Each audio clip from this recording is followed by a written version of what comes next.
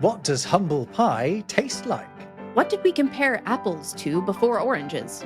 And were the ancient Greeks the first to spill the beans? We've got some edible idioms that are absolutely bananas, but we're sure they'll be just your cup of tea on this episode of Words Unravelled.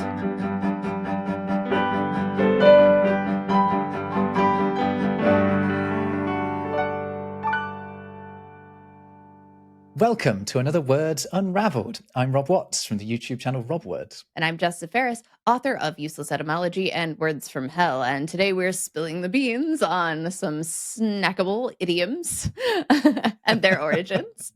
I think we should start right there, right? With spill the beans, yes. Yeah. Why not? By the way, we weren't supposed to make all of these idioms about food, but I don't know if we were hungry or whatever. We just compared our notes, and all we seem to have are nutritious idioms and their origins for you today. Let's begin, with spill the beans. So spill the beans is one of those ones that has a common theory about it.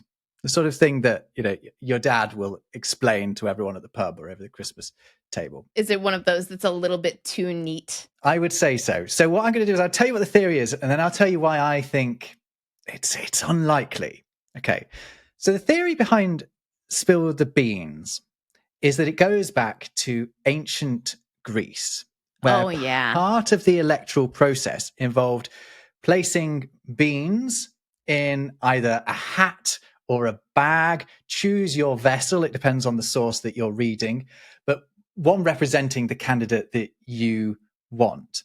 And so the phrase spill the beans either comes from the result process of deliberately tipping out these beans, and whoever had the most beans had been elected, or it comes from someone accidentally knocking over the hat or the vessel or whatever, and the beans being spilled accidentally revealing the secret of the secret ballot. That is, how many votes this person has got. That sounds very tidy, and it also sounds anachronistic because spill the beans is a relatively new term, I would assume, in terms of English, and the likelihood of modern English just grabbing that from Greek elections seems low.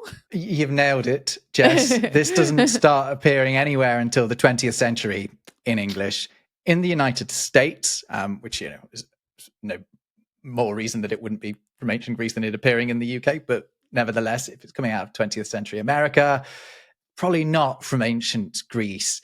Also, did the Greeks drop beans into jars for elections? Well, we do know that they did drop pebbles into jars as part of their election process, because the Greek for pebble is psephos, from which we get the word psephology, which is the study of elections. How about that? Cool. That is a cool little fact in itself. Could you describe these pebbles as beans? Yes, I suppose you could. But I think that anachronism that you talk about, the fact that it just doesn't line up with the timings with which we say it, and the fact that they aren't really beans, does make that explanation not exactly watertight. Right. We run into this a lot with idioms. It's fun to talk through the elaborate stories and theories, but in many cases, these hypotheses, not theories, are, a little too tidy and don't quite line up. And it's probably the more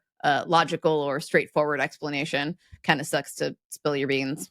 Yeah. So to spill the beans is to reveal a secret, kind of, isn't it? But there's a more modern phrase that the kids are using these days, spill the tea, which is more like to reveal some gossip. Yeah, spill the beans is accidental, right? And then spill the tea is intentional. Yeah, there you go. That's the key difference here. So I was wondering, because I'm not really down with the kids, what this spill the tea business means. But I mean, to say it's a modern phrase is, it's not from the noughties. It's not from this millennium. It's from the late 20th century. It's from Black drag culture, actually. Cool. The phrase. Yeah, where revealing your tea, spelt just the letter T, means revealing your truth. But that could sometimes be written TEA because it's just kind of fun to pun on tea being tea. So we then have this idea of spilling the tea. Lady Chablis was a major figure. Yeah. In Midnight in the Garden of Good and Evil, too. she appears in that as well. Yeah, and in an interview published in 1994, she described certain men becoming violent when they learned of her tea, and she meant her truth. And from that, spilling the tea could also be, revealing the truth about someone else, i.e., revealing some gossip. I wonder to what extent it has been influenced by memes like sipping tea, like when you're judging someone while not paying attention to them, listening in on a conversation that's juicy. What? Sorry, Exactly. Exactly. Words Unravelled. I actually have got tea in there as well. True Englishman over here. I did have a look at alternatives to spill the beans or spill the tea in other languages, by the way. French has vendre la mèche, which means to sell the fuse or reveal the fuse. And it's the idea that you've accidentally left the fuse of a mine sticking out so that people can see it, so they know where the bomb is. Spanish has descubrir el pastel, which is to reveal the cake. I don't quite know. Wait. Yeah, I'm not quite sure what they're getting at with that. It's a secret cake, some sort of secret cake. And Dutch has, oh no, this is going to sound terrible out of my mouth because I'm not going to be able to pronounce it, but it's something like nu komt de aap uit de mouw, which means now the monkey comes out of the sleeve. I don't know what the monkey was doing up the sleeve. I think it's about a magic trick or something like that. Yeah, I can see that. That's kind of like it's got cat out of the bag energy, but more magician-y. It has cat out of the bag energy. And we covered cat out of the bag in a previous idiom. It's nothing to do with the cat o' nine tails, as people like to say, but it's more to do with the idea that you bought a pig in a poke, a pig in a bag, or whatever. You think you've bought a good animal in a bag, but what you've actually bought is a bad animal, which is a cat, because no one wants to eat a cat. Another tea-related idiom is a cup of tea, like you are someone's cup of tea. Oh, yeah. Not my cup of tea. Yeah, we do say that a lot, particularly over in Britain. The earliest appearances we have of these, it dates back to 1908, but we have this sort of popularization in the 1930s via Punch magazine. It's a good concert, but it's not my cup of tea. We have earlier instances of it being your cup of tea, something you like. The notion here is that that everybody likes their tea a little bit differently. Do you want your cream or your sugar? Do you say black or do you see it? Well, we don't put cream in it, Jess. But yeah, you would have it black or not. Although, I mean, if you asked for an English breakfast tea black, you would get kicked out of the country. Yeah. Fair enough. But yeah, it's a simple enough association. It's everybody likes their tea a little bit differently. Everybody has their favorite blend or strength or style. We are very particular about how our tea is served, and it is different for every individual. I used to work with a guy who, if you offered to make him a tea, because he would chain drink tea. This is very normal office behavior. He would give you his mug of his last tea where he had left a small morsel of it. You have a morsel of water, of a liquid? No, he'd left a drop of it just so that you could see the color of it, because there's like a whole spectrum of shades of tea color going from, deep, dark, Trumpian tan to something sort of pasty, like a ghost's face. And everyone is somewhere along that tea spectrum. Like a ghost's face. That's not something I ever would have affiliated with tea. It looked like a ghost's face. This, yeah. We have a few other tea idioms, right? We've got not for all the tea in China, which dates back to the late 19th century, meaning under no circumstances or not at any price. Notion being tea was costly and an import. And then storm in a teacup, which is a slightly more newer version of tempest in a teapot.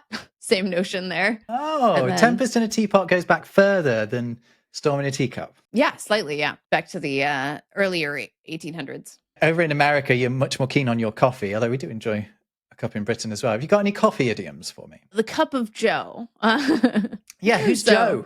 This is a subject of debate, and it's slightly unknown, but there are a couple cool theories. It's a colloquial term for coffee, first documented in the 1930s, and the best supported explanation traces it back to the earlier slang jamoke, which is a blend of Java and mocha, two of the world's best known sources of coffee, by the late 19th century, jamoke was common American slang for the drink, and naval glossaries from the 1930s have this like jamoke, Java, Joe, coffee all together in one definition. But there are some other theories, like one involves the U.S. Secretary of the Navy, Josephus Daniels, who in 1914 banned alcohol from officers' messes by what was called General Order 99. Sounds very Star Wars. But there's no evidence of this. There's like, we don't have any record of Cup of Joe before the 1930s. And this happened well before that. You know, it's a particularly fecund period for idioms. Yeah. The early 20th century United States, there's just a creative boom in idioms. And we're going to keep coming back to like the 1920s, 30s, 40s during wartime as well. Surely it's got to be like radio and TV and whatnot. Yeah, I guess that's when they start to spread. Another explanation for the Cup of Joe is that it's like the same as the average Joe, the common man. So just the ubiquitous American beverage, cup of the common fellow. Also probably unlikely, though. This is one of those themes that keeps coming up in our episodes, isn't it? Names for the everyman. Like they've changed over the years. Joe's particularly popular in the United States over the past 100 years or so, but Jack has been popular. Dick has been popular, which is why we have things like Spotted Dick. Heck, Guy, right? Yeah, Guy. Yeah, of course. Guy is just a person's name, isn't it? That's applied to the every person nowadays. Can I give you a coffee adjacent idiom? Yes, please. Full of beans, as your coffee cup might be. Oh, very nice, very nice. You want to guess where that comes from? No, I have no idea. Can you have any guess what species it's talking about? Species? Yeah. Tell me. So it's originally applied to horses. It's a term from the stables from the 1800s, where a horse would be fed on beans to prepare it for a race, for example, or for a hunt. And bean-fed horses were considered to be in particularly fit condition. I've got a quote like here. Higher protein? Is that what we're going for? I don't know about the actual science of it. Yes, I'm not a horse nutritionist, but I have got a quote from 1843 that says, "Hounds, osses, and men are in a glorious state of excitement, full of beans and benevolence." The focus there is on the osses, as it's written in this quote, the horses. Another quote from 1874 refers to it as originally being stable slang. However, it has a different meaning. And I just wonder if you've ever heard this alternative meaning of full of beans, because there are quite a lot of recorded usages of it like this, but I've never heard it. But it describes being full of beans as being arrogant or purse proud. Don't know what purse proud is. A person whom sudden prosperity has made offensive and conceited is said to be too full of beans. Have you ever heard of that? No, but that's cool. I mean, I think it's good logic. Yeah, it does purse make proud. A bit more purse proud.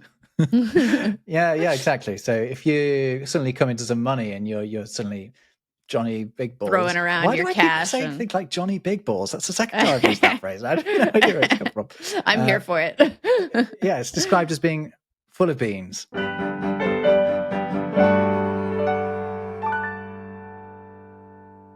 So there's a French idiom that always makes me laugh. If you're doing a bad job of speaking a language, they say, "Tu parles comme une vache espagnole," which means you're speaking like a Spanish cow. Which is both offensive to everyone, really. To you, it's offensive to the Spanish, and it's offensive to cows. One of the best ways you can pick up on foreign language idioms is to watch the everyday speech of native speakers. And a great way to do that is with this video sponsor, LingoPie. Yeah, LingoPie is a streaming service designed for language learners. There you can watch over 3,000 shows across 13 languages, including Spanish, Korean, German, and of course, French.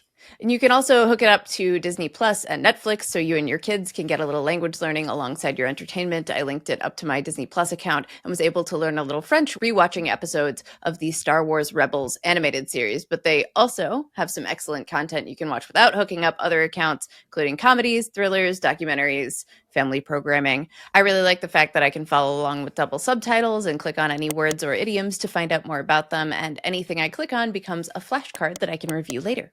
Yeah, and you can also customize your learning experience by slowing the video down so that people are speaking a bit slower. You can loop sections so you can hear them over and over again, or you can actually repeat phrases to your device, and LingoPie will tell you how close you were to the actual thing. For a fun way to boost your language learning on your laptop, tablet, or in front of your TV, just use our special link in the description of this video to get a 7-day free trial of LingoPie and a discount on a yearly plan.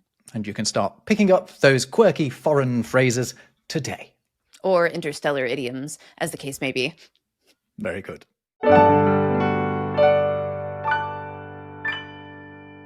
Should we move to another type of food? Oh, yes, please. I ended up accidentally, I have many, many apple and banana idioms.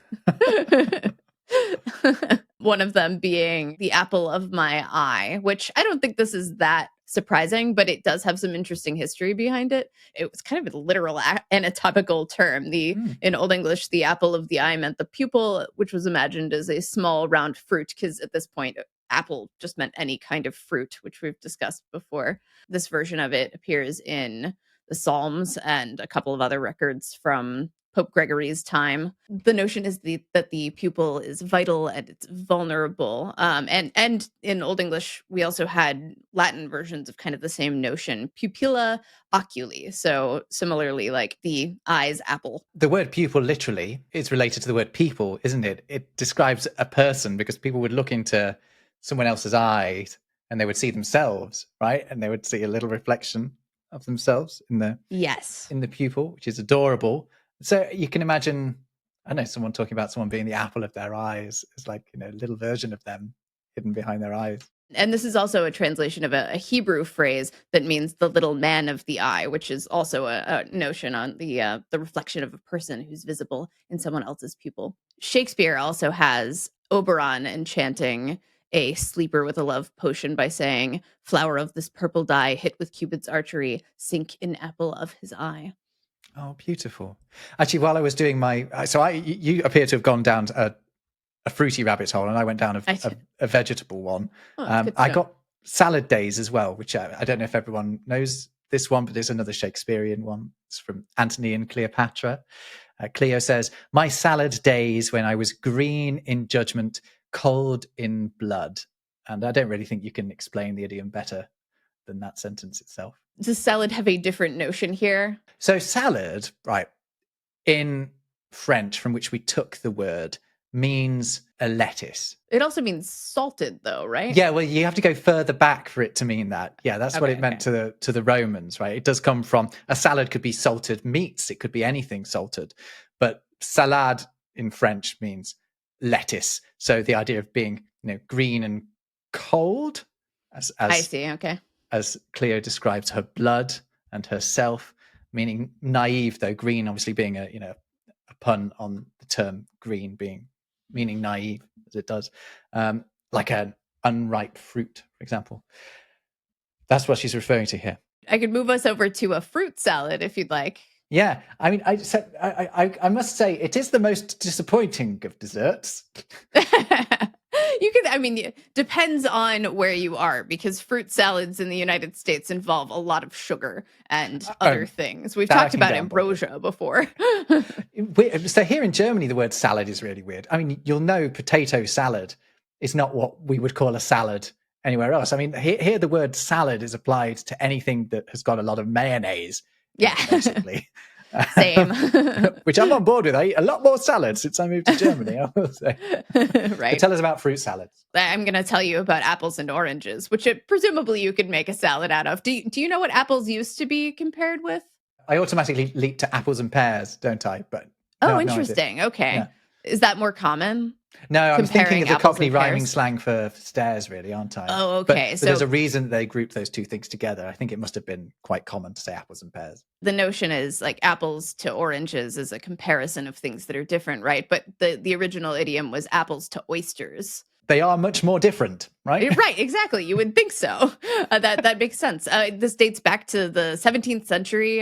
John Ray has as like as an apple to an oyster, shorthand for two things that share absolutely no resemblance. But then by the late 19th and early 20th centuries, the oyster had slipped out of the picture and the fruit bowl had expanded, you might say, with the idiom apples and oranges appearing in political and psychological writing to make like a false equivalent. In fact, in the American Academy of Political and Social Science, it warns against treating commercial and investment banking as though they were the same. It is as impossible to add apples to oranges and get peaches. So we're adding another fruit nice. here. And then Psychological Review says test designers were doing something akin to adding apples and oranges when they combined the scores from mismatched subtests, which I see why apples and oranges make sense there because they're more similar, the two things that we're comparing. Oysters appear to have been displaced by the oranges in general.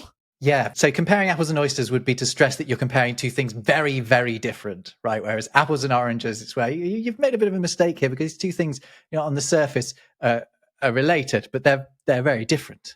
I think we've lost the nuance in usage over time, though, because I often hear people saying apples to oranges as if they are two very different things. Maybe some of the people I'm surrounded with use less nuance in their fruit salad idioms. No, I think I would concur with that, Jess. I think people do say it about things that are very different now. What about bad apples when you don't want to put in your fruit salad? So wait, there's the full phrase. What is it? The bad apple spoils the bunch or something like that? For one rotten apple, little and little, putrefieth an whole heap.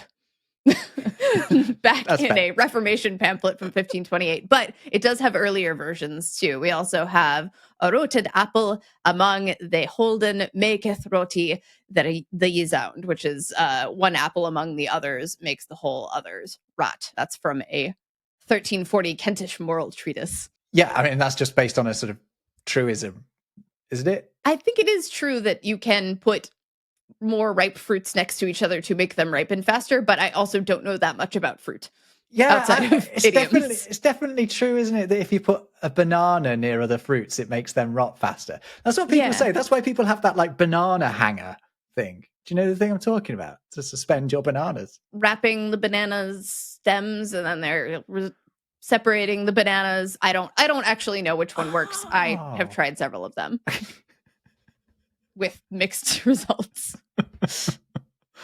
Let me see if I can come back at you with a vegetable-y idiom. Couch potato. Do you know where couch potato comes from? Probably a sofa. Yes, it does. It does. And it's about to celebrate its 50th anniversary as a phrase, because it was supposedly coined in 1976 by a guy called Tom Yachino, an American. He and his TV watching friends used to describe themselves as the couch potatoes. But the couch potato is actually a pun on another phrase for people that watch the telly. Now, I have never heard a television referred to as this, but tell me if you have. But apparently it was common in the 70s to call the TV the boob tube. Yeah. I do hear that one. That does happen here. To me, a boob tube is what women wore in the 90s. It's like a... No, really? I mean, it's a garment, like a boob tube. So anyway, the extension is if the TV is the boob tube, the people watching it are boob tubers. And what is a potato? Is that what we are? No. Sounds like it, but not quite. What is a potato? It is a tuber. So the pun is on. Oh, that's funny. Tubers. That's so much better than I thought it would be. So, got to say, Tom Yachino never explained why they were called couch potatoes. So these are theories. So there's that one. There's the boob tube pun. There's the idea that just being slouched in front of a television makes you look a bit sort of potato-y, spuddy. I don't really buy that one, to be honest, because it's not the first idea that comes to my head when I see someone sitting on a sofa. You look like a potato. Yeah, I mean, that's a good retrospective explanation, but it's not a good reason to coin the phrase, I don't think. And the third is that you're somewhat vegetative and brainless while sitting before the idiot box, which it could be as simple as that.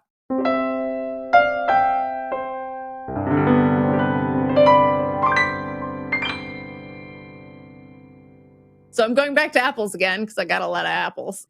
How do you like these apples? Apples. I'm sure I will like these apples, Jess. That one's older than I thought it would be. 1895. How do you like them apples? Wow. In the original context, it's from the Bryan Daily Eagle from Texas. Bryan has outpaced rival towns in cotton receipts, and the writer caps the boast with "How do you like them apples?" which is like, "How do you like those results?" The idea is probably owes more to the idiomatic availability of the fruit as a humorous all-purpose noun than to anything in particular. But I wonder if like cotton bolls might be the notion there too, like the idea of cotton as a fruitful crop being the apple some other context. So I don't know.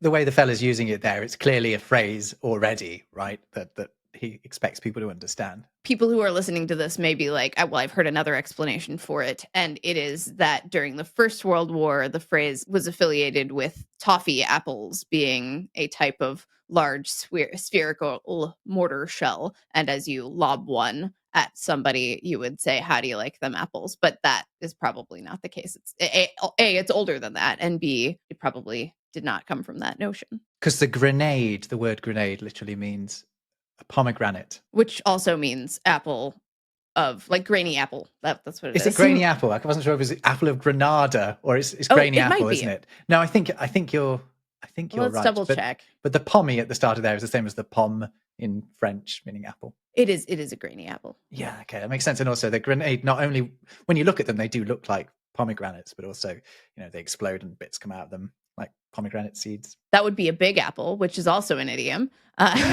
Yes, indeed. It is synonymous with New York City. The Big Apple has been in idioms since the mid-19th century in American slang. To get a big apple meant to stake something with absolute confidence. Try it once and we'll get you a big apple, that you do it every year hereafter. Similarly, wagers could be referred to as a big red apple. That appears in newspapers through the late 19th century and early 20th centuries, often in advertising. So the apple was a stand-in for something desirable, wholesome, and sure, which is also like, that also extends to the logic of how do you like them apples. So that helps explain that one a little bit too. The sense that stuck with New York City started in the early 1900s. Writers used Big Apple more broadly for something of great importance or ambition. We've got a couple of references in 1909 saying that the Big Apple, New York, gets a disproportionate share of the national sap. So they said, the idea being the big apple on the tree gets the nutrients from the tree. But the thing that made it stick actually came through horse racing. In 1921, Morning Telegraph sports writer John J. Fitzgerald used the Big Apple to mean the New York racetracks, the richest circuit in the country. So same idea, the wealthiest, biggest, most nurtured thing. That kind of made it stick around. It's almost insulting then, right? It's almost sort of, I don't know, a big begrudging name given by everyone else to the Big Apple. It's not the boast that it kind of sounds like. That's how New York kind of sees itself, though. It takes its worst qualities and then brags about them and makes them a bit of a sticking point or a chip on their shoulder, to use a bunch of other idioms. But the chips the thing, are food. indeed. Oh yeah, but chip on your shoulder is. I don't think it's about someone with a French fry on their shoulder. No. I was thinking gambling, probably, right? I've always thought of it as someone somehow having like a chip in their shoulder, which I guess doesn't make much sense. I don't know if this is true or not, but the explanation you run into a lot is that when you wanted to fight, you would put a chip of wood on your shoulder and dare someone to knock it off. Oh, okay. So if someone's got a chip on their shoulder, they're kind of stirring for a fight about something. Fight. Yeah.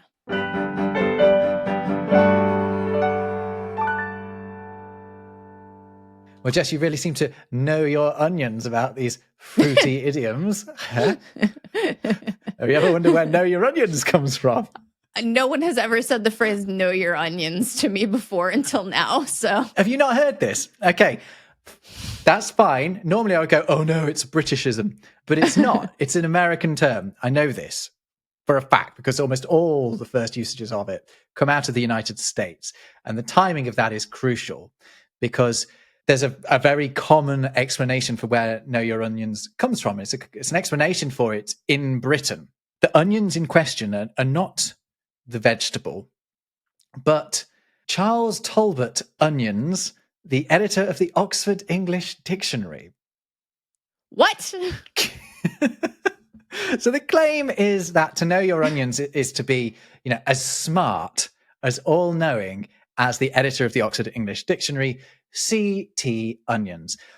So the problem with this is that the OED's first recorded usage of the phrase know your onions is from 1891, which is before Onions had even gone to university, and he didn't become the editor of the OED until 1922. So it definitely isn't from him, even though it's a ridiculous thought that it would have been. And you really have to have been looking I like for a this stupid one. explanation to come to the idea that it happens to be just a sort of random editor of the Oxford English Dictionary. It's just so shoehorned. It's very satisfying to put that one to bed. It's not that. So what is it to know your onions? Well, the other common explanation is that it's from Cockney rhyming slang. Onion rings means things. So to know your onions is to know your things. But again, that makes more sense to me. It does make more sense. But then why is this phrase coming out of the United States in the late 1800s and not out of Britain? I mean, okay, so how frequently do you use the term blow a raspberry? That's also from Cockney rhyming slang. It is, but it's pretty much the only Cockney rhyming slang that has cut through in the States. Whereas in British vernacular, we use Cockney rhyming slang all of the time. We will say dog and bone for the telephone and stuff like that. I don't quite buy it, but that's just my view, not based on anything other than a hunch. I mean, there is something that supports it, actually, because the first citation in the OED, once edited by C.T. Onions, has the phrase as to know your onion rather than to know your onions.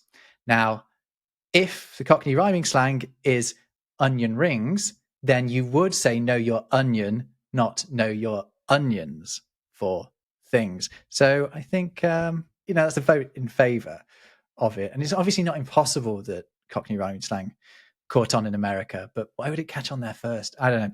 I do like that we got the OED themed false explanation there. Yeah. Onions was not known for knowing his onions at the time that This is a common thing with the false explanations, is it? It's the thing that it obviously refers to is not what it obviously refers to, and it actually refers to something completely different. It can't possibly be referring to onions. It's referring to a person whose name is Onions. It can't possibly be referring to a brass monkey. It has to be referring to a thing that holds cannonballs. And I will continue to fight that one. Take it to the comments if you like. Again, I'm not backing down on that one. Sorry, I'm going off on one here. A lot of people sent me a picture of a rack on a boat, because this is the idea that the brass monkey is a reference to things being cold. It's a reference to a sort of brace that you put cannonballs in, and when it got cold, they would fall out. And they were sending me, I got a lot of people sending me this image of this rack that says this thing is called a brass monkey. So just because the caption says this thing is called a brass monkey does not mean it's called a brass monkey. And if you look in, I looked in loads of nautical guides, loads of nautical dialect books. None of them have any reference to a monkey, brass or otherwise, being something used to hold cannonballs. Clearly the detractors got to me, didn't they, Jess? Sorry. No, I mean, it is a recurring thing, and just for the record, unless we say otherwise, we are using like the most credible sources and the most reliable ones out there, including Onions OED. Yeah, we're not just asking ChatGPT or checking Quora forums.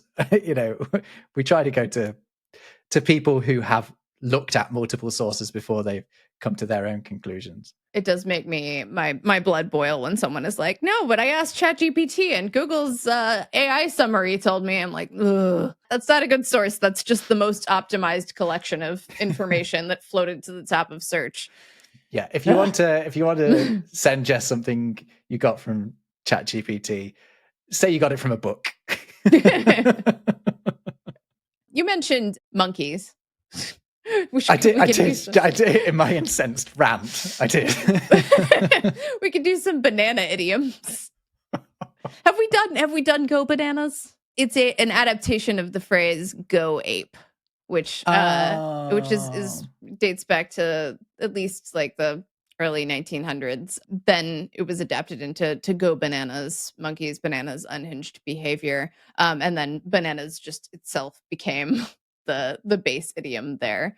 We've got records from as early as like the 1920s of like that's bananas or you're bananas. It's even in songs and whatnot. The interesting part is why we think monkeys eat bananas, because monkeys in the wild don't actually eat bananas that much. Yeah. They almost never eat bananas in their natural habitat. The bananas we know, the sweet seedless Cavendish variety, are domesticated and not found in the wild. When primates do encounter bananas, typically near human habitations, they may enjoy them, but zoos have even phased out feeding them because they're really high in sugar content, which can give your monkeys diabetes. Wild monkeys instead they eat some wild bananas, but they mostly eat seeds and leaves and flowers and nectar and insects and arachnids and things.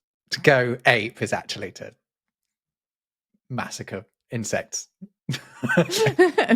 and I got excited about the monkeys. There's also banana oil. It's a 1920s slang for nonsense. It became slang for nonsense because of a chemical, the liquid amyl acetate, discovered in the 19th century, which smelled like bananas and was nicknamed banana oil. And it was widely used in paints, candy flavoring, and perfumes. People knew it was artificial and overpowering, so the name came to suggest something fake or phony. I don't think we use this one quite as much anymore, but Rube Goldberg helped popularize it in his strips in particular because he used it as a word for bologna or applesauce or horse feathers. Right. Just all ridiculous stuff.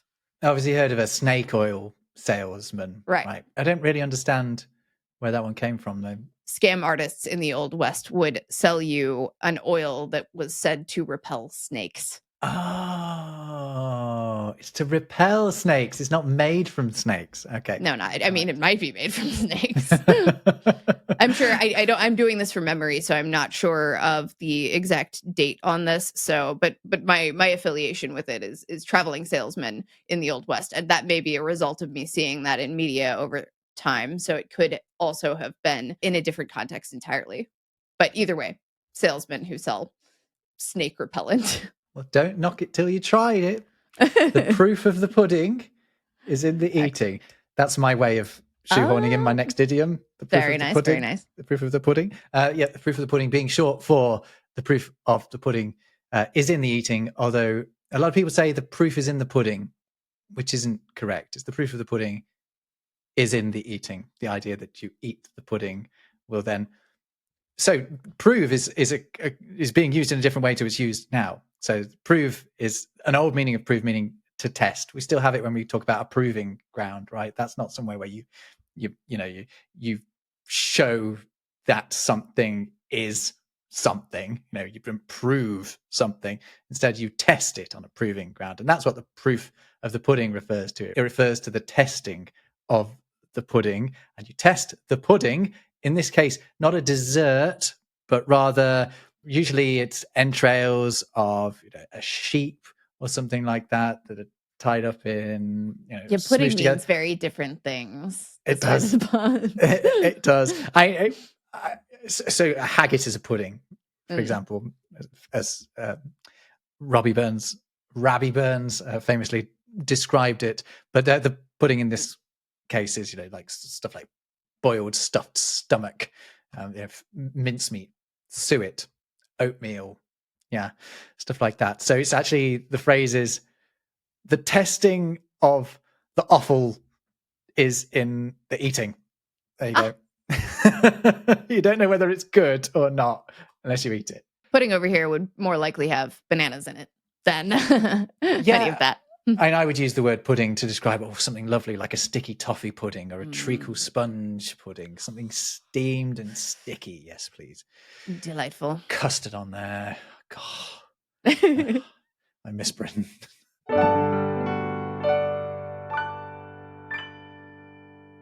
there is something of a transatlantic difference in what a pie should be as well. Oh, yeah. Because to me, a pie is primarily a savory dish, whereas I get the feeling your side is more of a sweet. That is true. That is true. If you mention pie to someone, they're probably going to think of a fruit pie or an apple pie. Or if you're in New York, then a pizza pie. Well, I wonder whether a humble pie would be considered a sweet or a savory dish. Ooh, do you have the origin of that one? I do have the origin for Excellent. this. And it would be a savory dish. You could say it comes from this, but I think it's more likely that it's punning on this. There used to be something called umble pie. And umble is, we're again back to entrails. It's usually the entrails of a deer, right? So you go hunting. The hunters, or the lucky aristocracy are out on the hunt. They get to eat the nice bits of the deer, the lovely fleshy bits. Lovely fleshy bits. And, if you're lucky and you're a servant to whoever's caught the thing, they might give you some of the entrails, right? So it's a lowly food. You might get it baked in a pie, and you would have been served umble pie, right? So it is itself a humble dish. And the similarity between umble and humble makes for an irresistible pun. So it's likely, rather than the idiom coming from the idea of literally being served umble pie, it's more a convenient pun to say you've been served humble pie, because humble pie is humble. Right. Have I explained that? Does that make sense? Yeah, it makes perfect sense. That's excellent. Yeah, I know the phrase doesn't go back as far as people were eating umble, for example. It's a 19th century phrase to eat humble pie, whereas umbles have been eaten for a lot longer than that. Are you familiar with the idiom apple pie order? No, that's new to me. It's interesting. I'm going to do two here. One is apple pie order. The other one is American is apple pie. I'm going to address that apple pie, American is apple pie, is not actually that American, but over time, the idioms made it so.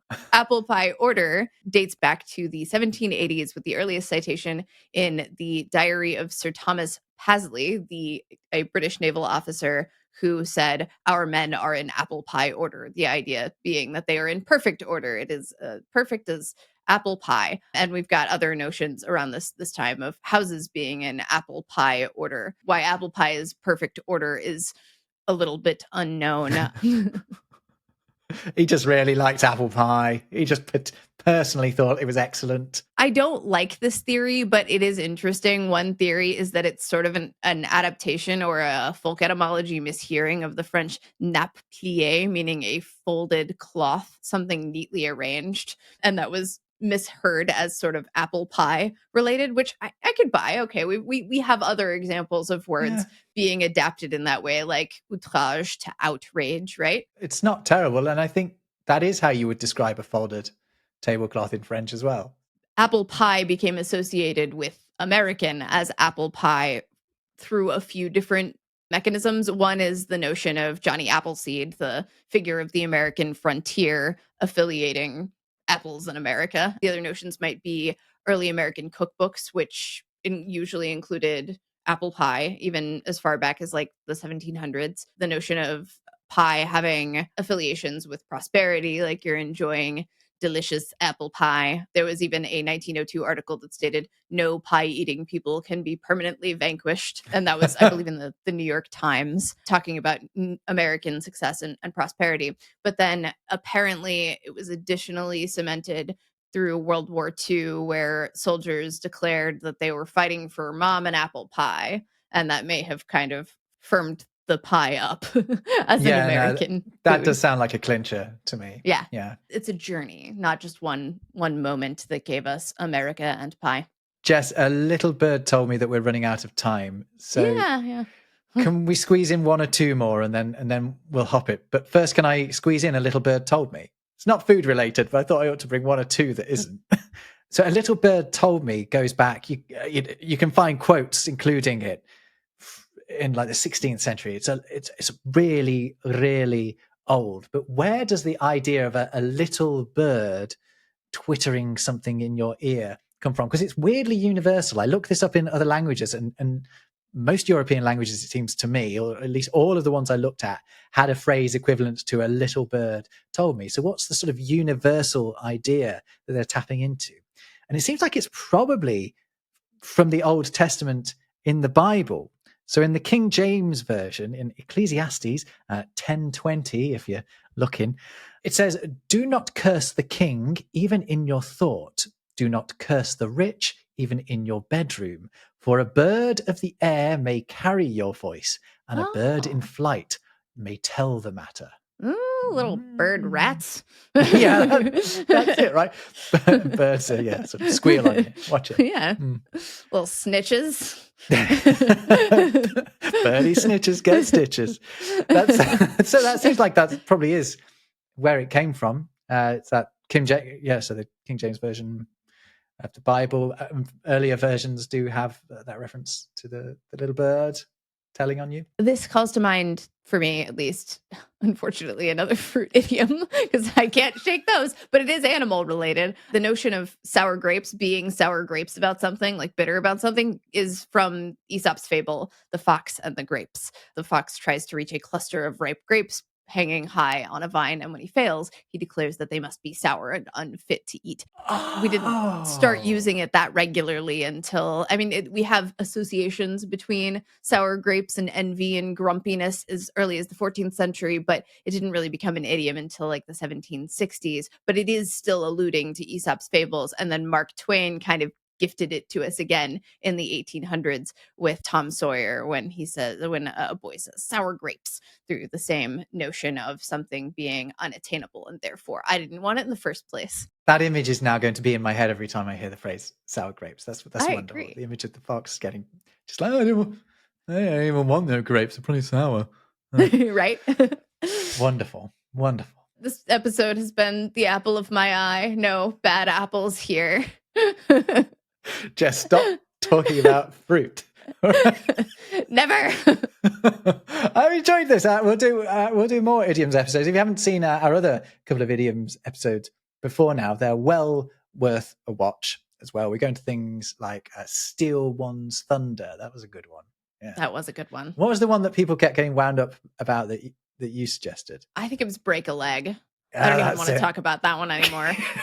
Too many theories. If you want controversy, go and watch our first idioms episode where we discussed that. Thanks for watching this one. We'll catch you in the next Words Unravelled. See you next time.